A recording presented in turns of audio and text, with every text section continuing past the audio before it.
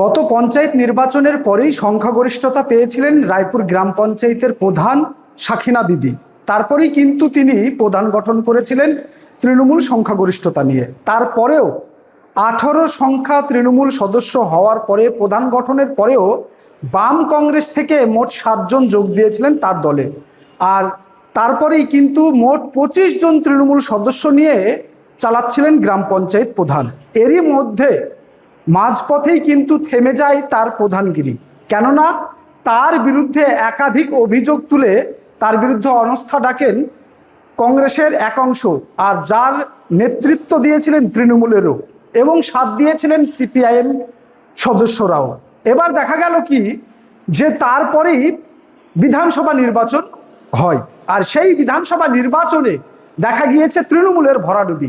তৃণমূলের ভরাডুবির পরেই কিন্তু এই রায়পুর গ্রাম পঞ্চায়েতের তৃণমূল প্রধান তিনি কিন্তু 14 জন সদস্য নিয়ে যোগ দিয়েছিলেন কংগ্রেসে। তবুও বহাল থাকলো না তার পঞ্চায়েত, তবুও তার অনাস্থা বহাল থাকলো না। অনাস্থা কিন্তু করেই ছাড়লো কংগ্রেস নেতৃত্বরা এবং কংগ্রেস পঞ্চায়েত সদস্যরা।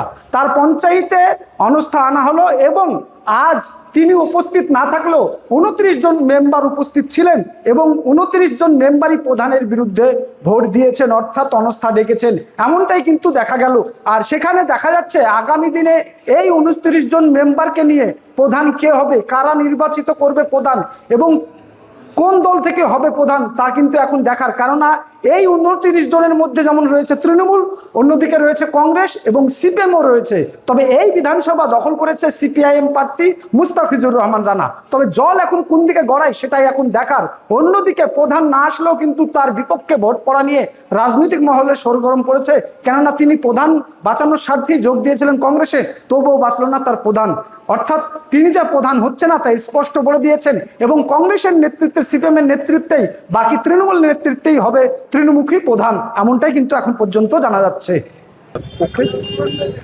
সেটা আমি তো মেম্বার না, অঞ্চল নেতৃত্ব মেম্বাররা সেখানে প্রধানের বিরুদ্ধে ভোট দিয়েছে। কত কত হয়েছে সেটা স্টাফরা বলতে পারবে। কতজন ঢুকেছিল ভোট দিতে? 29 জন প্রধানের বিরুদ্ধে। কোন প্রধান? সাকিনা বিবি। কতজন হলো অনাস্থা? 29 জন। আচ্ছা, অনাস্থার পক্ষে কতজন? 29 জন। প্রধানের পক্ষে ভোট না, প্রধানের পক্ষে কেউ ভোট দেয়নি।